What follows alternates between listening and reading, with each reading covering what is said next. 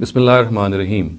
Dear viewers, from today I begin this lecture series on the collection and transmission history of the Quran.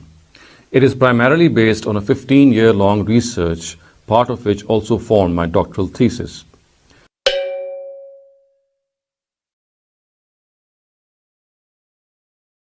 The first question which arose in my mind when I began studying and teaching the subject was that currently there are 5 different versions of the Quran found in the Muslim Ummah. Now this might be a startling revelation for most of you, but then for academic circles this is nothing new. So we have 5 different versions of the Quran circulating in the Muslim Ummah. We have this famous version, or I would say the Riwayah of Hafs from Asim, which is the Quran, which is taught in most parts of the Muslim Ummah and which is known to most of us. And these Qurans, as I would point out, are actually named after a famous reciter who used to recite the Quran in a particular way. And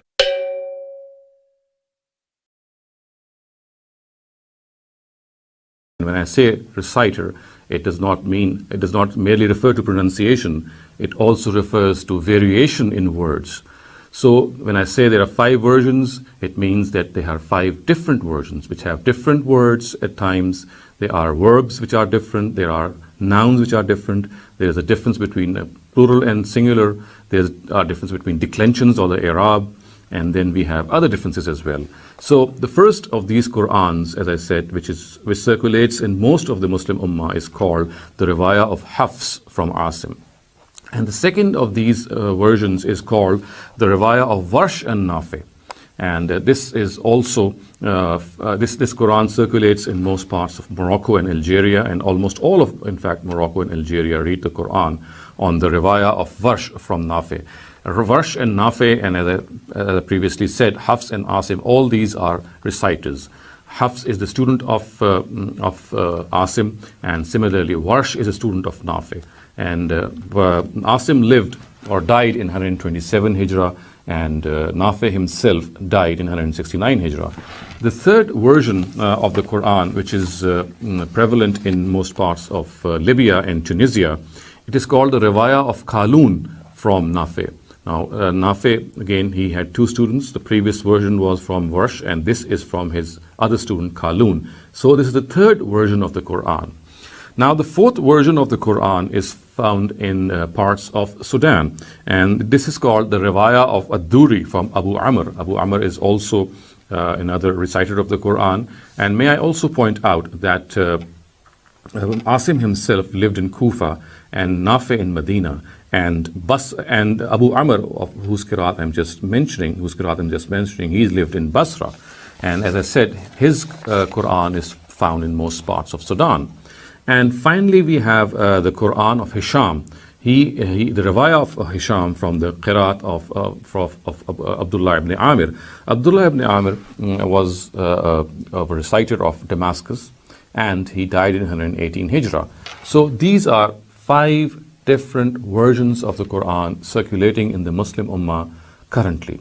And as I said, the differences in these versions is not just in matters of pronunciation or or accent, but it also relates to differences in verb patterns, differences in nouns, different in a singular or plural noun, and similarly in declensions or i'rab. And then there are differences in particles also. For example, at places we'll have waw or a fa in a difference of opinion. And just to give you an example, that the differences which are found in these various versions. So, for example, if I categorize these differences, although these categories which I have made are not exhaustive, but some of the categories which can give you some idea of these differences is that in one version we find the words, as you can see being displayed on your screen, فَإِنَّ اللَّهَ هُوَ الْغَنِيُّ الْحَمِيدُ, and in the other version we'll find فَإِنَّ اللَّهَ الْغَنِيُّ الْحَمِيدُ. So we find the word huwa is missing in one of them. Similarly, there is this difference in singular and plural nouns. So the first of these verses which I cited was Surah Hadid's 24th verse, and now I will cite Surah Tahrim's 12th verse. And the words of this verse in one of the versions is وَصَدَّقَتْ بِكَلِمَاتِ رَبِّهَا وَكُتُبِهِ وَكَانَتْ مِنَ الْقَانِتِينَ. And the words in another version are وَصَدَّقَتْ بِكَلِمَاتِ رَبِّهَا وَكِتَابِهِ. وَكِتَابِهِ. In the previous we had the plural kutub, and now we have kitab. وَكِتَابِهِ وَكَانَتْ مِنَ الْقَانِتِينَ. And then we have also the differences in verb patterns. For example, in one verse of Surah Araf, verse 141, the words are, وَإِذْ أَنْجَيْنَاكُمْ مِنْ آلِ فِرْعَوْنَ يَسُومُونَكُمْ سُوءَ الْعَذَابِ يُقَتِّلُونَ أَبْنَاءَكُمْ. And in other version, the words are يَقْتُلُونَ أَبْنَاءَكُمْ. And then again, we have a difference in declensions or the Arab. And in Surah Lahab, the fourth verse reads in most versions as حَمَّالَةَ الْحَطَبِ فِي جِيدِهَا حَبْلٌ مِّن مَّسَدٍ. While some versions say حَمَّالَةُ الْحَطَبِ. So it is declined in the nominative, while the first one is declined in the accusative. So all in all, we can see that there is a difference in these areas. And if you ask me that does this difference change the meaning of the Quran as well, I will say yes. In many cases, it does change the meaning. And although the change might be very minor and it might not be of much significance, but again, it does change the meaning. And in some cases, there is a drastic change in meaning as well. For example, in the tayammum or in the wuzu verse of Surah Maida, which is the sixth verse of Surah Maida, if it is read in a particular way during ablution, we would not need to wash our feet. To wipe them would be sufficient. To do masa on them would be sufficient. So if we read the verse as arjulakum ilal ka'bayn, the way it is found in some of the versions, then we'll have to wash our feet. But if we read it as arjulekum, then we would not need to wash our feet. Merely wiping them or doing masa on them would be sufficient if we are doing wuzu. So you can see that there is a difference in the directives as well.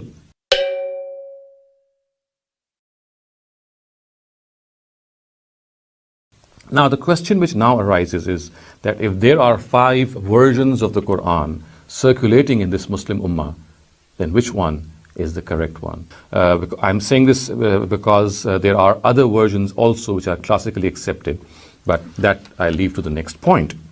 There are variant multiple readings of the Quran. The Quran can be read in various ways, in multiple ways. And why?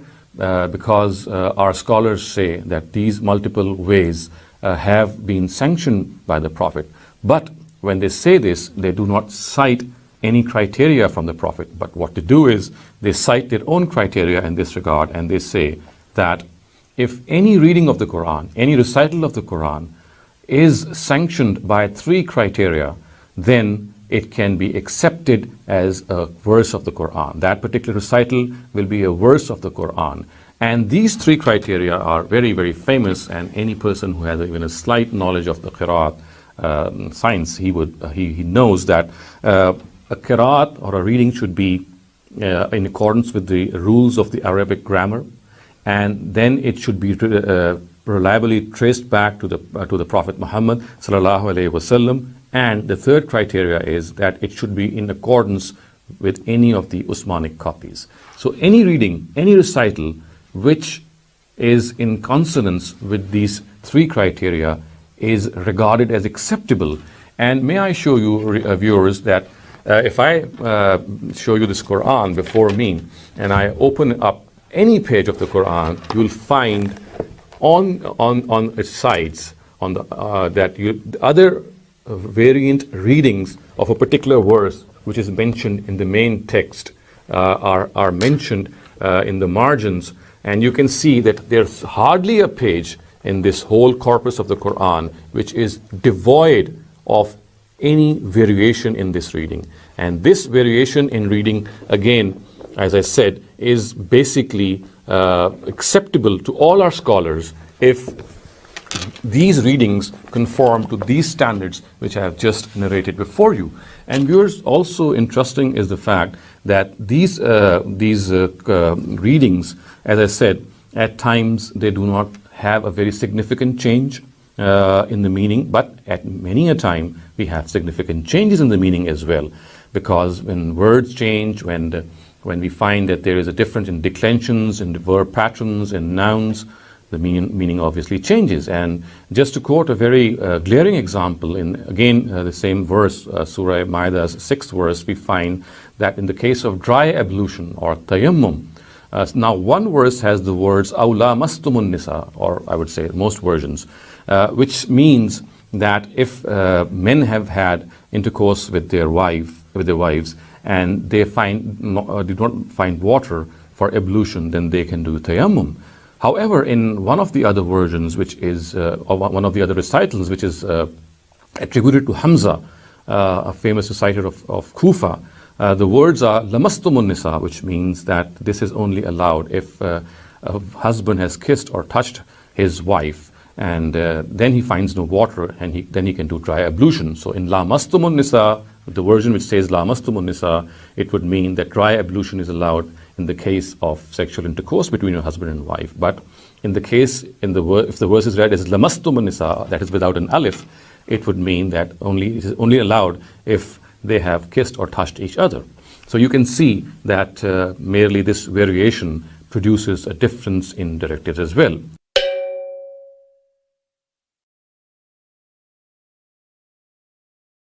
So the question arises that if we have to accept any recital as the Quran, the obvious question which would come in my mind would be that it has to be sanctioned by the Almighty or by His Prophet. Now, lo and behold, here we find neither the Almighty nor the Prophet sanctioning these recitals or not giving any criteria of accepting these recitals. These criteria have been formed by our scholars of the Ummah. When I say these 3 criteria, it means that these 3 criteria have not been given to us by the Almighty, not been given to us by the Prophet Muhammad ﷺ himself. It is the scholars of the Ummah who say that any recital, any reading of the Quran, any qiraat of the Quran, if it conforms to these 3 standards, then it shall be held acceptable. So as I said, the question which arose in my mind is that why? Only God and His Prophet should be given or has been given or invested with this authority of regarding anything to do with the Quran.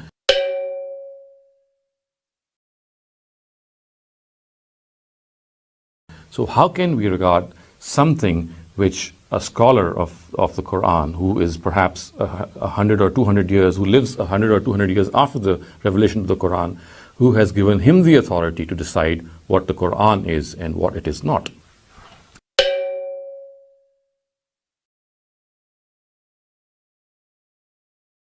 The third question, viewers, which arose in my mind is regarding certain narratives which are found in our canonical hadith books, which give us this very, very stark impression that the Quran we have today with us is incomplete. The Quran we have today with us is not complete. It is imperfect. It has something which has been left out. And I can quote many examples, but for the lack of time, I would content myself in citing 2 very common examples which are perhaps known to any student of the Quran who has studied the history of the Quran. So the third question, as I said, which struck my mind and which caused a lot of doubt in my mind was that we have this impression that the Quran we have today is not complete. Now, the first of these verses is the stoning verse, which is found in Bukhari. It is also found in the Muwatta of Imam Malik. But the version that I am now presenting before you is a hadith which is from Sunan of Ibn Majah.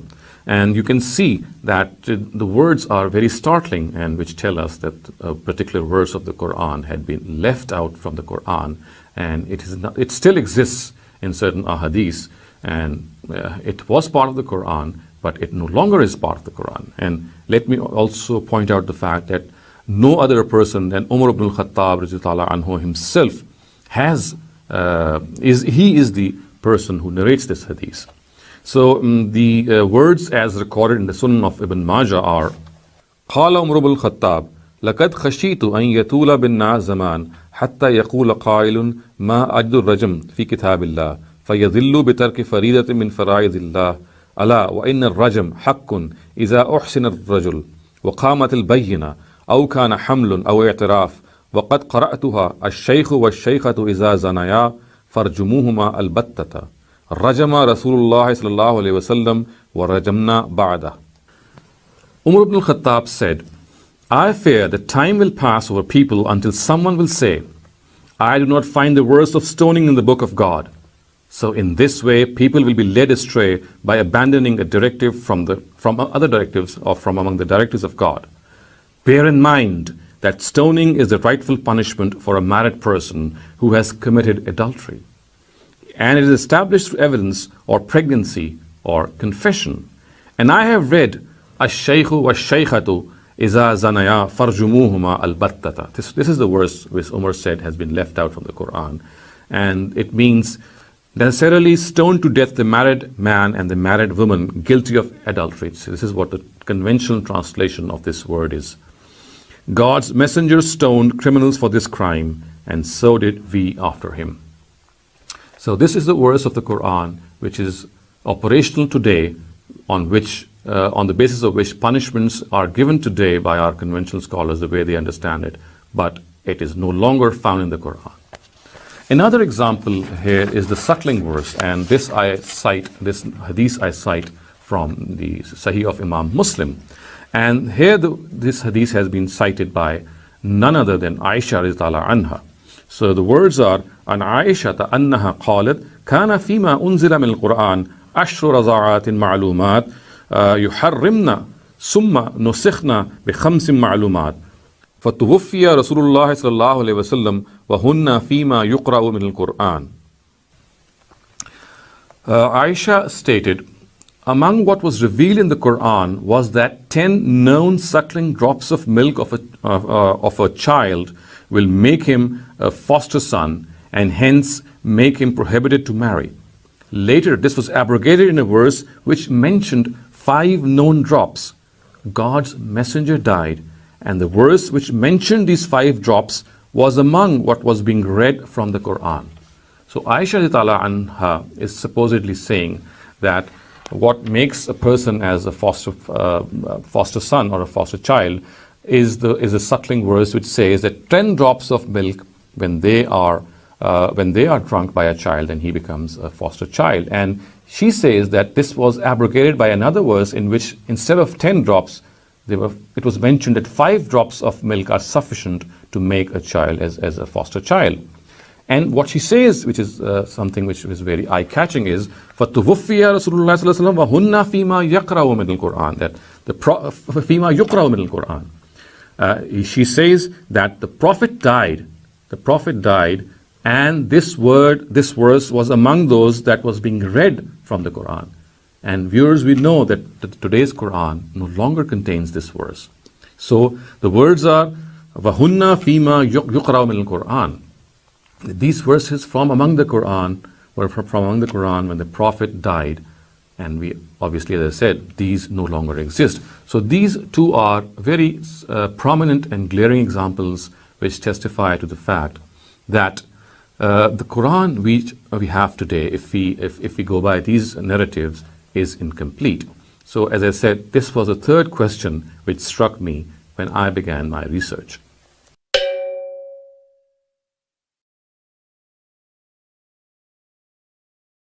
The fourth question which confronted me in this regard was that as I read through various research manuals and histories of the Quran, I found, and obviously this is something which is of established nature, that the Quran we have today has scribal errors, scriptural errors in the script, and we find that these are numerous.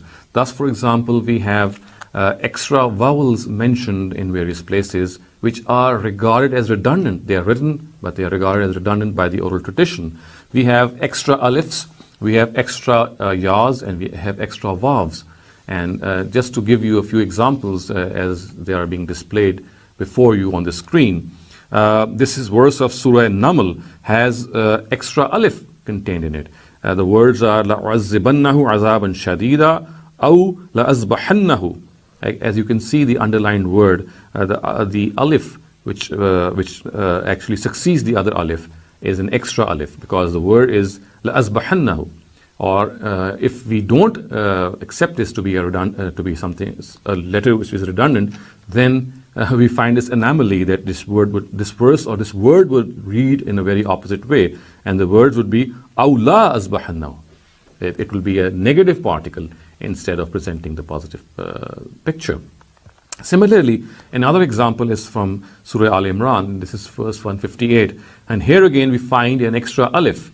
The words are وَلَئِن مُتُّمْ أَوْ قُتِلْتُمْ لَإِلَى اللَّهِ تُحْشَرُونَ. The first of these alif or the second of these alif is redundant, and it has to be subtracted from reading or deleted from reading, otherwise we'll have an opposite meaning. لَإِلَى اللَّهِ تُحْشَرُونَ would mean that it is for sure that people shall be gathered before the Almighty.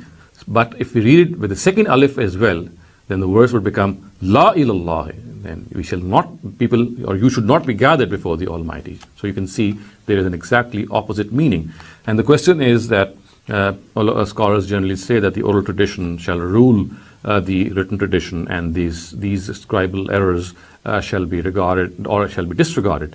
But again, the question arises that was not the Quran checked for these scribal errors whenever it was written, or should we say that the oral tradition perhaps was correcting the written tradition, or the interesting scenario that it was the written tradition which was correct and the oral tradition which was wrongly reported. So all these questions do arise. But as I said, this is just one example. Another example, this time I'll confine myself to a single example, is the existence of an extra ya. So you can see the word of Surah Zariyat before you, the verse 47. The words are وَالسَّمَاءَ بَنَيْنَاهَا بِأَيْدِيٍ وَإِنَّا لَمُوسِعُونَ. The word aid obviously means hand. You can see that there are two yas in that word. It should have had only a single ya, but we find that there are two yas, and strangely enough and quite amusingly, we find some of our mufassirun, some of our exegetes saying since the hand of God is being referred to here, so therefore we have two yas here. Obviously, this is something of more of an amusement than anything which can be nearer to reality. And the third example yours in this is that we find an extra vav mentioned in many places, and a single example that I'm going to quote before you is verse 45 of Surah Araf, which is being displayed before you. As you can see, the words are Sa'urikum daral fasiqeen, and the vav here after in Sa'urikum is redundant, has no basis. It is just there and it has no function. So you can see, viewers, that these are just a few examples which I have given. Other than these examples, there are numerous examples in which you can see these scribal errors in which an extra va or extra ya or an extra alif is found in these versions of the Quran. And it is not just the Quran that we have today. Even the earliest versions of the Quran have these scribal errors. So the question obviously which arises in our mind is that why does the Quran have these scribal errors?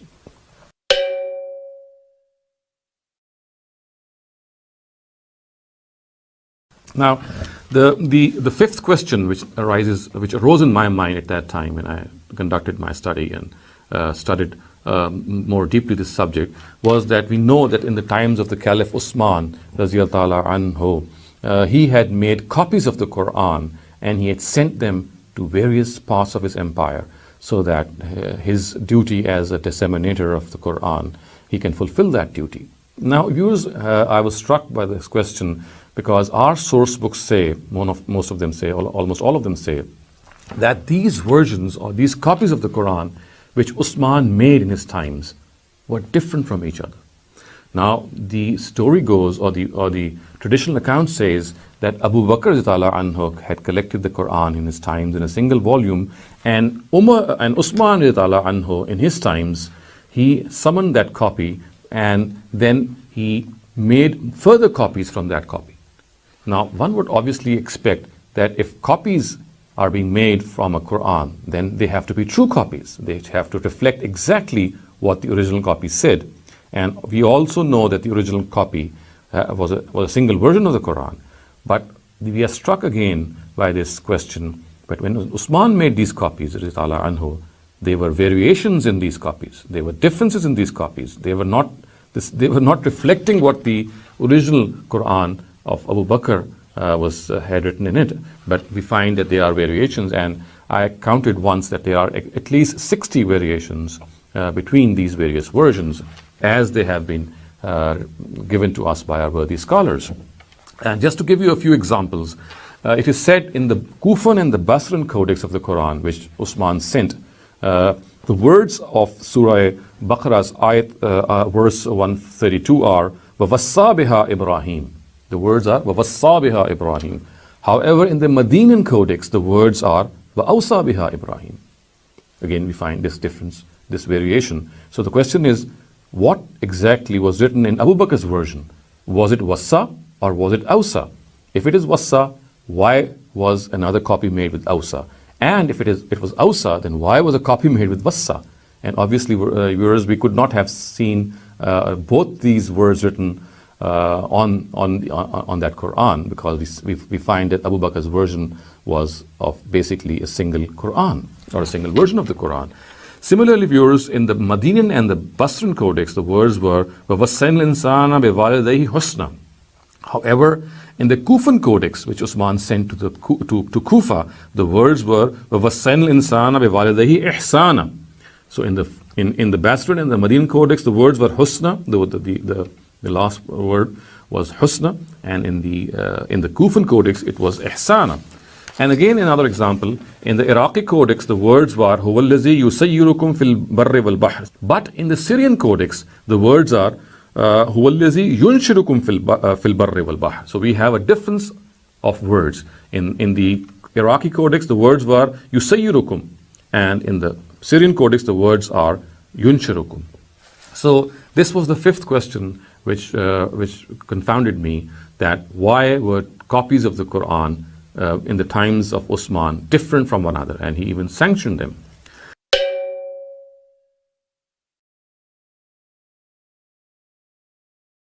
The sixth question which arose in my mind at that time was that basically the accounts of the collection of the Quran and its transmission have been mentioned in our Ulumul Quran books.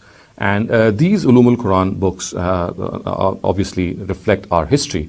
But then again, these Ulumul Quran books are basically recounting what our initial Hadith books have mentioned, what has been mentioned in these Hadith books. That's, for example, Imam Bukhari's Al-Jami' al-Sahih, or Imam Muslim's Al-Jami' al-Sahih, and the rest of the the canonical books. Whatever has been mentioned in them, they are basically our sources of the collection of the Quran narratives as well as its transmission. But when I studied the accounts or the earliest histories of Muslims, in particular of the Tabaqat of Ibn Sa'd, who died in 230 Hijrah, then the Al-Ma'arif of Ibn Qutayba, and similarly Tabari's Tarikh, I found these are the three earliest of Muslim histories. I found that there was an absolutely lack of corroboration from these accounts. And when I say this because that all these books, in particular the Tabaqat of Ibn Sa'd, it mentions the biographies of all the famous companions. It mentions the biographies of people who figure in the collection of the Quran narratives, people like Usman, people like Umar anhu. Similarly, we find Hafsa anha. We find people who had been assigned the task of collecting the Quran, like Zayd ibn Sabit, Abdullah ibn Zubair, and others. We have biographies of all these people. We have the biography of Huzaifa ibn al-Yaman, the famous general of Usman, who had actually reported differences in reading the Quran. But what fails to find mention in all the biographies of all these people in these books is that they had nothing to do with any collection of the Quran role which they have alleged to play in our Hadith books. So this is a question which became a question mark in my mind, that why is it that Hadith books report a collection and transmission story or history of the Quran, and this collection and transmission history should have found mention in our history books as well, because these history books actually they relate and narrate the biographies of people who were involved in collecting and transmitting the Quran. But when we find these people being mentioned in our history books, in particular I'm referring to the collection of the Quran narratives and the people who were involved in this in the times of Abu Bakr anhu and Usman anhu, we do not find that these people had any role which our Hadith books have portrayed regarding these people. So this is my sixth question which arose in that time.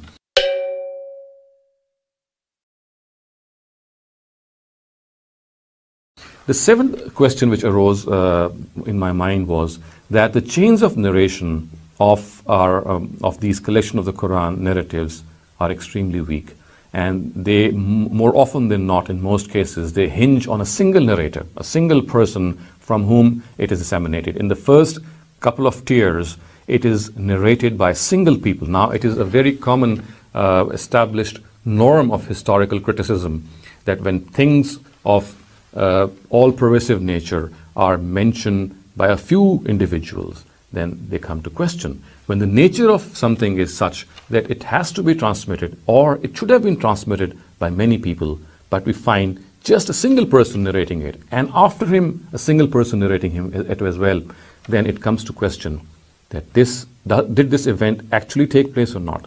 Because if it had taken place, there would have been multiple people reporting the same event. Whereas in most cases, as I shall point out in my later lectures and talks, that they all hinge upon single people and single strands who report these narratives. So it is this weak nature of this transmission that struck me when I was doing my research.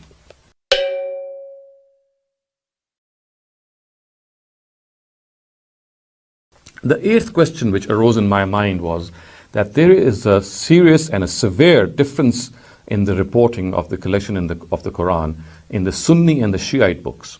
We have absolutely different Sunni and Shiite accounts of the collection of the Quran.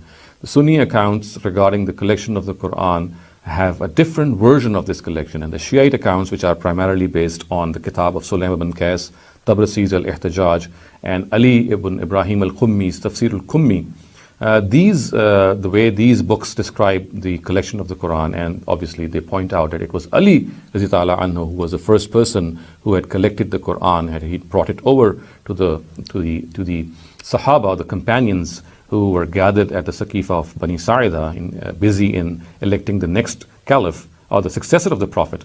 When he had come over to them and presented the Quran, which was with him, and he had said that it was given to him by the Prophet, and he had collected it, and he has brought this before them. But it was not accepted by the companions, as the Shiite sources say. And the Sunni sources, on the other hand, present a very incomplete picture, and they reject this, or they have a different version of how Ali was involved in this collection of the Quran. And according to them, it was Abu Bakr radhiyallahu anhu who, after the death or demise of the Prophet, when there was a battle of Yamama going on between Musaylama ibn Kazzab, and a number of reciters of the Quran had died, did he embark upon the first collection of the Quran, as he was advised by Umar radhiyallahu anhu. So we find two conflicting versions in two of the mainstream sects of Muslims.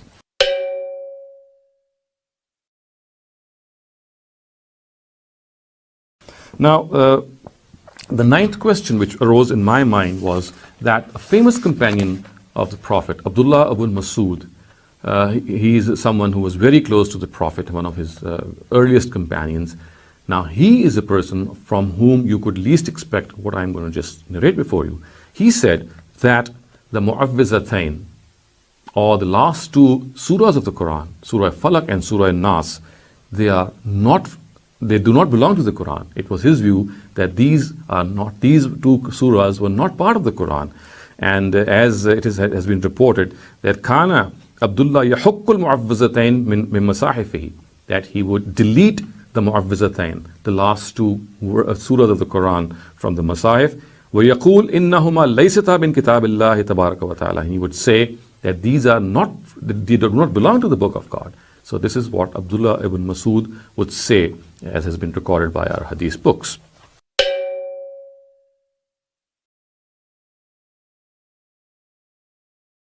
Now, the 10th question which arose in my mind was regarding the arrangement of the surahs in the companion codices. Now, as you can see, the order of the Quranic surahs in Abdullah ibn Masud's codex and of Ubay ibn Ka'b's codex is being displayed before you.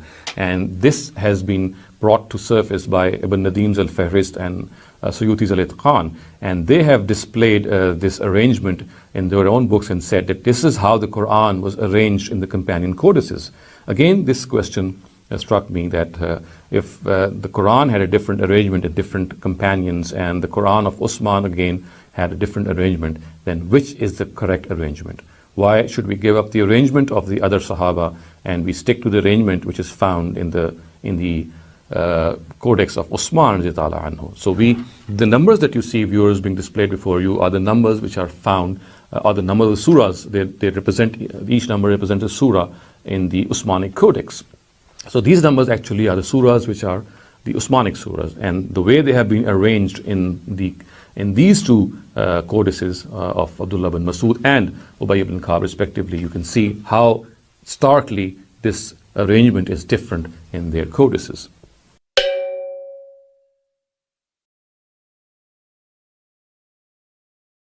Now, the 11th question which struck my mind is that the orthography of the Quran, or the orthographic history of the Quran, in which vowel sounds and diacritics were inserted, and the way it has been mentioned, it actually belies common sense. And the history which is generally recorded in various orthography books is that the vowel sounds were in first of all, it is said that the text written, the earliest text, was devoid of vowel sounds and was also devoid of diacritics. And that would mean that the way a word should be pronounced and the way a word actually is, similar words which differ with each other by virtue of diacritics, this would not be available, it would not be apparent in that skeletal text. It is said that the vowel sounds were inserted first, and then later on, in the times of Hajjaj ibn Yusuf, the diacritics were inserted. So Abul Aswad al-Duwali is the person who first inserted the vowel sounds, and later on, about 2 or 3 decades later, Hajjaj ibn Yusuf in his time summoned some of the other people who actually then inserted diacritics. Now, the common sense question which came to my mind is that should it not have been the reverse? Because diacritical marks, or the nuqat, they are an inseparable part of a letter. If at all any insertion had to be made, it should have been the diacritics which should have come first, and then later on these vowels should have come. Because merely inserting the vowels and not being able to differentiate between a ra and a za, and a ta and a za, and a sin and a sheen, or a sa and a sha, what good would have been vowel sounds? What good have been the Arab if, in the absence of these diacritics, the Quran could still be read in various ways? So, in my mind, the history of this history of the orthography of the Quran, the script of the Quran, presented a very, very strange question. To me, the diacritics should have been inserted first, and then these vowel sounds should have been inserted, if at all the story, the way it has been narrated in our books, is true. So this is what the question that struck my mind, and it formed the 11th question.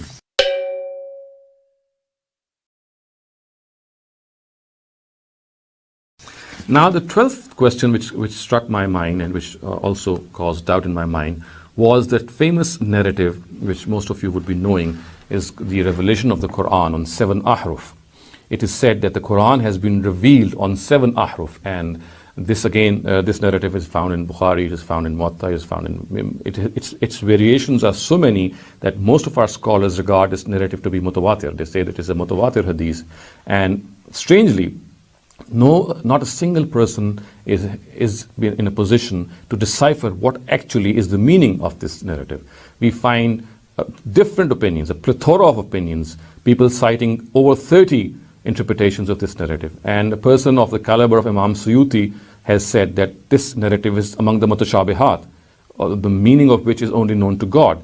And viewers, this narrative is one of the basic narratives in Muslim transmission and collection Quran history, because it is this narrative on the basis of which multiple readings of the Quran are accommodated and allowed.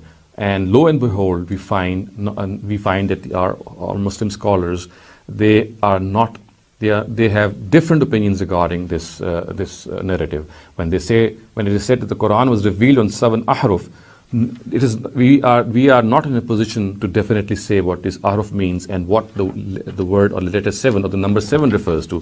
Thus, for example, some very common interpretation is that some people say that the 7 ahruf are 7 ways of pronouncing a word.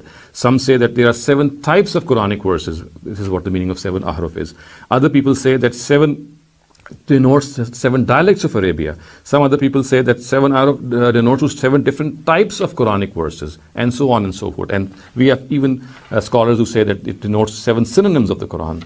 So there are so many different versions of interpretation of this narrative, and it is so central to the collection and transmission of the history of the Quran, and finding so much diverse opinions and people who have different opinions regarding this narrative and still accepting it to be a central narrative in the collection and transmission of the history of the Quran, in spite of accepting the fact that we are not very sure what it means, is again something which really dumbfounded me.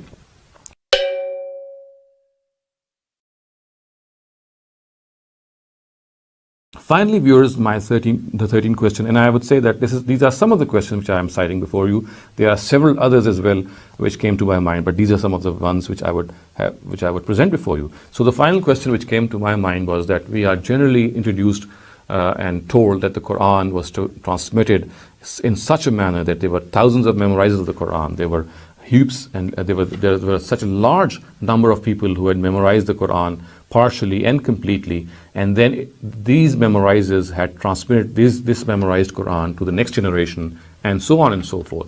And such was this large number of memorizers of the first generation in the time of the Prophet, that any transmission of error was rendered as secure. But on the contrary, we find a Muslim hadith book as highly regarded as the Jami' al-Sahih of Imam Bukhari, presenting 2 narratives which say that actually there were only 4 memorizers of the Quran who had memorized the Quran in the lifetime of the Prophet. And this is obviously in stark contrast with the claim that there were thousands of memorizers. The words of this narrative, as recorded in the Jami' al-Sahih of Imam Bukhari, are it is reported by Anas ibn Malik. He says, Matan Nabi, walam yajma'il Quran ghayru arba', and then he names those 4 persons: Abu Darda, Mu'az ibn Jabal, Zayd ibn Sabat, Abu Zayd. So it says that these are the 4 people. Only the style is very restrictive. It says, Lam yajma'il Quran ghayru arba'. Only 4 people had memorized the Quran. I'm saying memorized because most of our scholars interpret this narrative, the word jam'a, to connote memorization. So in the presence of this narrative that only 4 people had memorized the Quran, the claim that thousands and thousands of memorizers were there who had memorized the Quran and then transferred it to the next generation, this contradiction has to be resolved. Either the first one is correct or this is correct. So again, this was a question that struck my mind, and it urged me to find what the truth was.